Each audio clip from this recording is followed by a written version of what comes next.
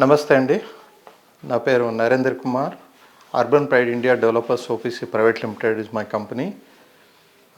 నా వెబ్సైట్ వచ్చేసి www.urbanprideindia.com. So ఎప్పుడైనా మీరు కన్సల్ట్ చేయాలంటే నాతో మాట్లాడచ్చు. నా ప్రీవియస్ వీడియోస్ కూడా మీరు చాలామంది చూసి ఆదరించినందుకు చాలా సంతోషంగా ఉంది. సో ఎనీవే, ఇవాళ కొత్త సబ్జెక్ట్ ఏంటంటే, ఇప్పుడు ఈ మూడు హైవేసే ఎందుకు అనేది, అంటే ఏవి, ఒకటి ముంబై హైవే, ఒకటి బెంగళూరు హైవే, శ్రీశైలం హైవే. ఈ మూడు మాత్రమే ఎందుకు డెవలప్ అవుతున్నాయి ఇంత అనేది కొంతమంది ప్రశ్నలు వేస్తున్నారు నాకు. సో ఇవేంటంటే, ఫస్ట్ వెస్ట్ సైడ్ తీసుకుంటే Mumbai highway already number of companies established అయి ఉన్నాయి. అండ్ తర్వాత ఇప్పుడు హైటెక్ సిటీకి దానికి అన్ని కనెక్టింగ్ రోడ్స్ ఉన్నాయి.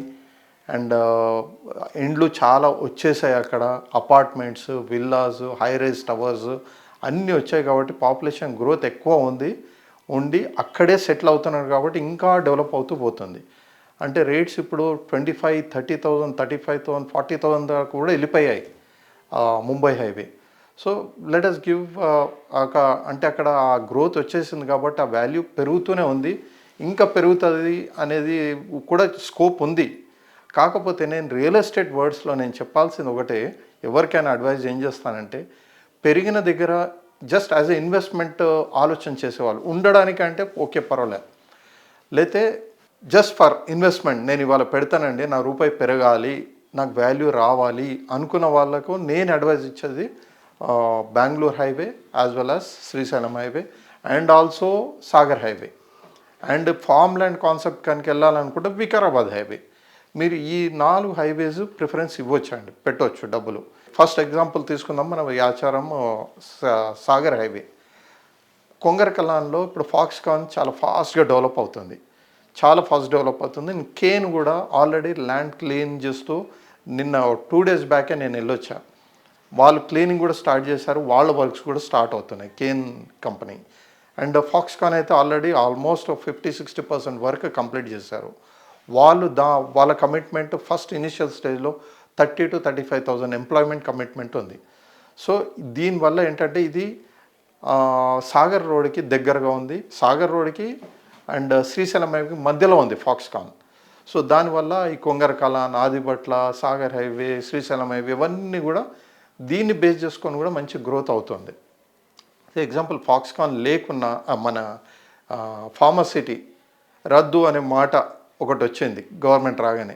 రద్దు అంటే అది రద్దు అయితే కాదు, రద్దు అనే మాట వాడలేదు, షిఫ్ట్ చేద్దామనే మాట మాట్లాడారు కాబట్టి. సో ఆ షిఫ్ట్ ఎంత దూరం పోతుంది అన్నది మనకి ఇంకా ఐడియా రాలేదు. And more over satellite township కూడా అక్కడ అనౌన్స్ అయ్యింది, చేస్తున్నారు. కాబట్టి మనము ఈ ఏరియాలో ప్రిఫరెన్స్ ఇవ్వాలి అనేది నా ఉద్దేశం. ఇప్పుడు బెంగళూరు హైవే, అక్కడ కొన్ని కంపెనీస్ ఆల్రెడీ ఎగ్జిస్టింగ్ ఉన్నాయి. మీకు Bengaluru highway and Srisailam highway మధ్యలో మహేశ్వరము, మన్సాన్పల్లి ఈ ఏరియాస్ మొత్తం కూడా టోటలీ పాపులేటెడ్ ఏరియాస్, మంచి డెవలప్డ్ ఏరియాస్, మంచి డెవలప్మెంట్ ఉంది. కాబట్టి ఈ 3-4 రోడ్లు అంటే Sagar highway, Srisailam highway and Bengaluru highway, దానికి తోడు వికారాబాద్ హైవే అనేదేమో ఫామ్ ల్యాండ్ కాన్సెప్ట్కి చాలామంది తీసుకుంటున్నారు. సో ఈ 4 రోడ్లు మంచి డెవలప్ అవుతాయి అనేది నా ఉద్దేశం అండి. దానికి తోడు మీకు జనరల్గా every year November, December, January, February almost holidays, అంటే యూఎస్లో డిసెంబర్ నుండే హాలిడే అట్మాస్ఫియర్ ఉంటుంది. So almost NRIs they will come to city, వాళ్ళ సొంత ఊళ్ళకి వచ్చేస్తారు, వచ్చి 2-3 months స్పెండ్ చేసి వెళ్తారు. And this is the right period. వాళ్ళు కూడా ఇన్వెస్ట్మెంటే చూస్తుంటారు ఎక్కడ పెడదాం అనేది. ఎందుకంటే వాళ్ళు ఉన్న ఈ 2-3 months చూసుకొని మంచి ప్లేసెస్ చూసుకొని ఇన్వెస్ట్ చేసి వెళ్ళిపోతారు. సో అట్లాంటప్పుడు నేను ఆ ఎన్ఆర్ఎస్ కూడా ఇక్కడ వచ్చి ఇప్పుడు ఈ 3 months ఉండి సర్వే చేసి పోయే వాళ్ళందరూ కూడా నేను అడ్వైజ్ చేసేది, don't panic about the change of the government change వల్ల ఇక్కడ నష్టపోయేది ఏమీ లేదు. డెవలప్మెంట్ అనేది మనం అనాదిగా చూస్తూ వచ్చాము. ఏళ్ళలోంచి గవర్నమెంట్స్ చేంజ్ అవుతున్న కొద్దీ హైదరాబాద్ డెవలప్మెంట్ మాత్రం ఎవరూ ఆపలేదు, ఎవరు ఆపలేరు కూడా. Because it is going on like sky rocket వేలో వెళ్తుంది. సో దీని గురించి మనం ప్యానిక్ కావాల్సిన అవసరం లేదు. So this is the right time. And I advise only 4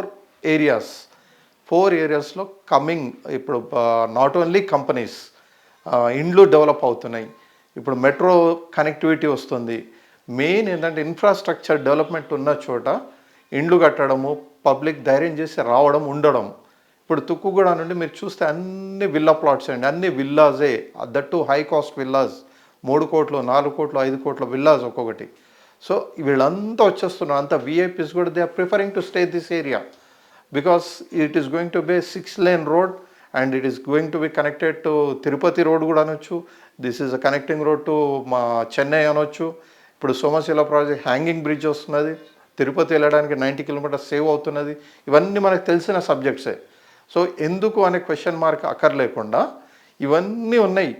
not only ఫార్మాసిటీని base చేసి ఇన్వెస్ట్మెంట్, ఫార్మాసిటీ లేకపోతే ఇక్కడ లేదు అనే అపోహ వద్దు. మీరు ఈ రోడ్స్ అన్నీ డెవలప్ అయ్యాయే, ఏది కూడా ఆగేది ఉండదండి ఖచ్చితంగా. ఇప్పుడు కంపెనీ ఆల్రెడీ ఫాక్స్కాన్ అయితే ఎస్టాబ్లిష్డ్ అన్నట్టే, ఓ 35,000 ఉద్యోగాలు అయితే ఇనిషియల్గా వస్తున్నాయి. Even Kane has started the works. So ఎక్కడ ఆగదండి, దేని గురించి ప్యానిక్ కావద్దు. ఈ ఎన్ఆర్ఐస్ ఇన్వెస్ట్మెంట్స్ మాత్రం వాళ్ళు ల్యాండ్ ఇన్వెస్ట్మెంట్ ఎక్కువ ప్రిఫర్ చేస్తారండి. ఎందుకంటే పెట్టే ప్రతి రూపీ నాకు ఒక 4 years 5 years తర్వాత ఎంత రిటర్న్స్ వస్తున్నాయి అనే దాని మీద ఫోకస్ ఎక్కువ చేస్తారు.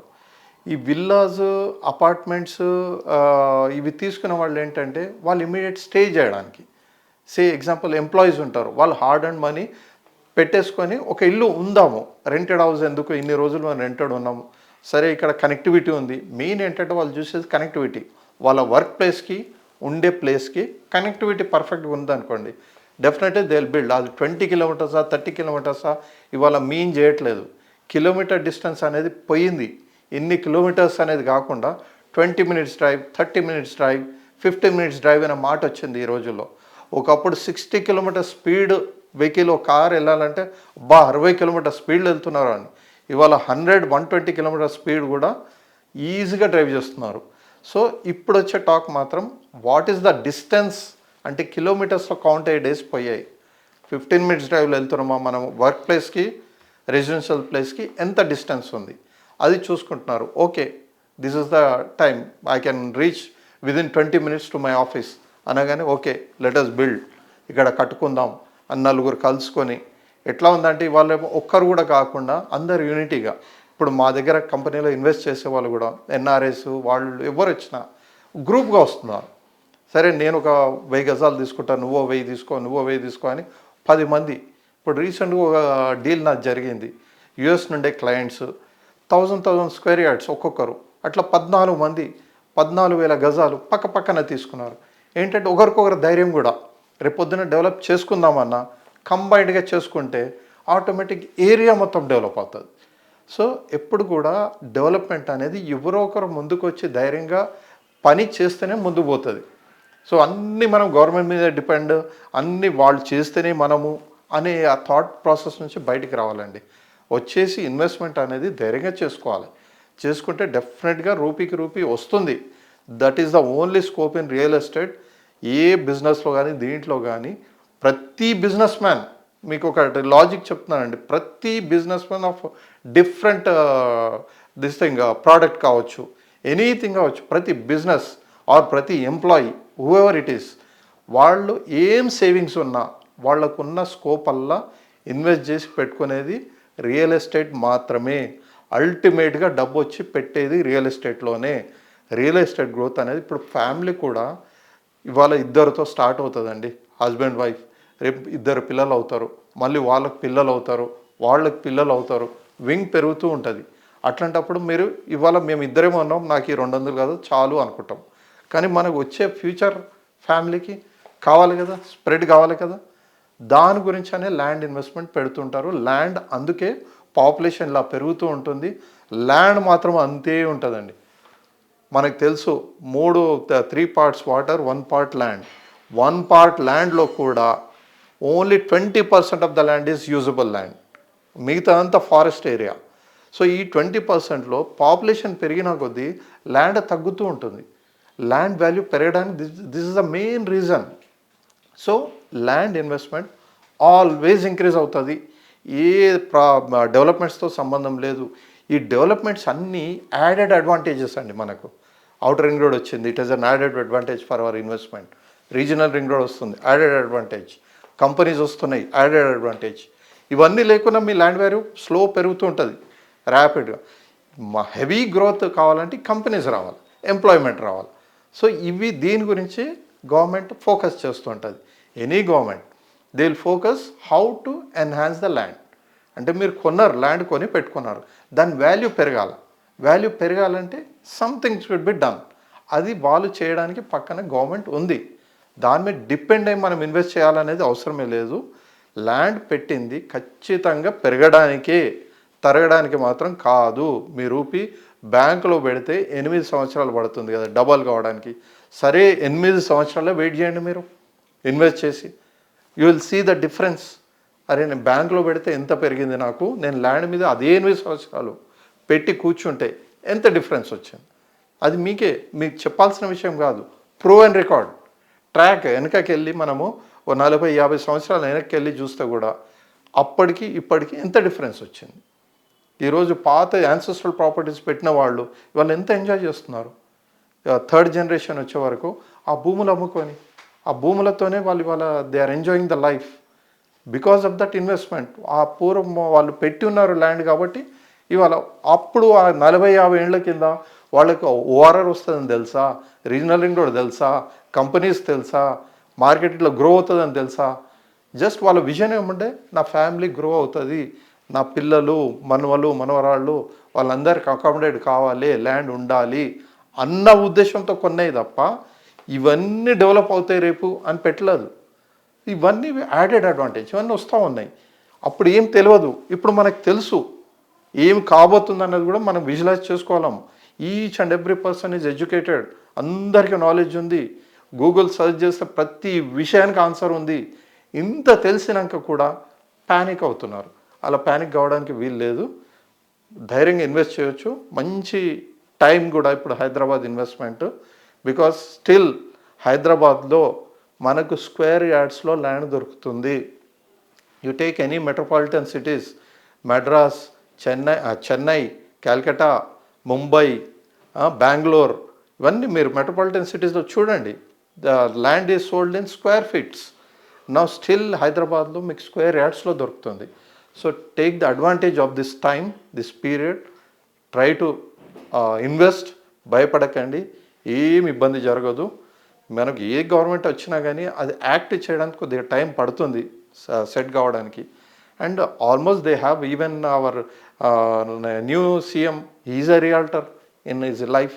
సో అతనికి సాధక బాధకాలు అన్నీ తెలుసు, ఎలా చేయాలి ఏంటి అనేది అన్నీ ఈజ్ ప్రాక్టికల్ ఎక్స్పీరియన్స్ ఉన్న మనిషి. పానిక్ కావాల్సిన అవసరం లేదండి. ధైర్యంగా ఇన్వెస్ట్ చేయండి. These areas is going to be ఖచ్చితంగా పెరుగుతాయి. నేను చెప్పిన 4 రోడ్లు west already totally developed, maximum developed. ఇప్పుడు Sagar ring road, Srisailam highway, Bengaluru highway, as well as Vikarabad highway. ఈ 4 హైవేస్లో వికారాబాద్ హైవే ఒక్కటి మాత్రం it is only farm land ఇదండి. అదొక్కటి మీరు జస్ట్ ఫామ్ ల్యాండ్ ఓకే అనుకున్న వాళ్ళు ఇన్వెస్ట్ చేసుకోవచ్చు. మిగతా ఏరియాస్ అన్నీ టోటలీ డెవలప్ కాబోతున్నాయి. And I can say it's a good investment. This is the right time. ఓకేనండి. థ్యాంక్ యూ వెరీ మచ్ అండి. నా పేరు Narender Kumar. Urban pride India developers OPC private limited is my company. My website is www.urbanprideindia.com. Please visit us. Thank you, Andy.